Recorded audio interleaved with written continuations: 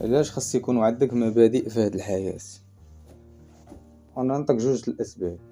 هما راه كاين بزاف ديال الاسباب علاش خاص يكونوا عندك مبادئ، ولكن انا نعطيك واحد جوج اسباب وغتفهم، غيكونوا كافيين ان شاء الله باش تفهم اش باغي نوصل لك. ملي كيكونوا عندك مبادئ كيبقاش بنادم ياثر عليك. كاينه واحد الفكره دابا شائعه ديال بقيتي تصنت لفلان راه غادي يخرج عليك، ولا بقيتي تريح مع داك راه يبدل لك التفكير ديالك، ولا غادي يردك اللور، ولا غيدير لك شي لعب. هنا فين كيبان الفرق بين انسان عنده مبادئ وانسان ما عندوش مبادئ. انسان عنده مبادئ ريح مع داك السيد، داك السيد سلبي ويقدر يعطيك شي افكار اللي تخرج لك على حياتك ياك. مثلا الا كانوا عندك مبادئ تريح مع هاد السيد، اي فكره عطاها لك ولا اي حاجه ضافها لك كتقارنها مع المبادئ اللي عندك انت، واش موافقه معاهم ولا ما موافقاش.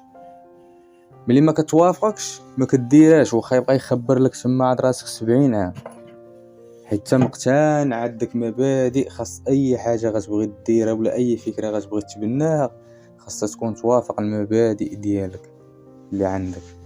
انسان ما عندوش مبادئ ما عندو علاش غادي يقارن.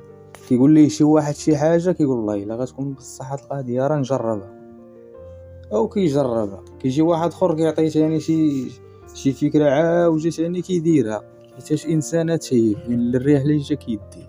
هذا السبب الاول.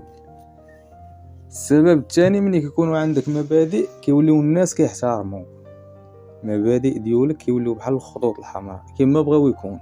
كتبان انت البنادم راه عندك مبادئ، الناس كيوليو يحترموك. علاش؟ حيت غادي يختبروك في انهم يخرجوك من على المبادئ ديالك، ولكن ملي كتبقى ثابت فيهم كيولي بنادم يحترمك يقدرك، ما كيجيش يطيح باك ولا يبدا يلعب عليك ولا يبدا يلعب باك. العكس الثاني ديال الانسان ما عندوش مبادئ، كيدخل لي بنادم طول وعرض في حياته، كيقولوا لي اي حاجه يديروا بيه، اي حاجه يتريقلوا عليه يضحكوا عليه يجربوا فيه بحال الفار. فهمتي؟ اي لعبه يديروها لي، تخيل انت يديروها لي. هنا فين كيبان لك الفرق ديال هاد جوج اصناف في المجتمع. دابا كيبان لك انسان عنده واحد الهيبه ما كيزعمش عليه اي واحد، وما كيقدرش يدوي مع اي واحد، فهمت؟ وما كيدويش معاه اي واحد في اي حاجه. كيبان لك بنادم عنده واحد الهيبه. وكاين واحد اللي كيبان لك اللي جاي يدوي معاه، يجي يضحك معاه، انت ما كتكونش كتعرفه وكتصار عليه وكتولي تقول لي حتى شي هضره ما كايناش. كيكون بعض المرات هذا مع صحابك ولا فين ما مشيتي كتلقى هاد النوع وكتلقى النوع الاخر.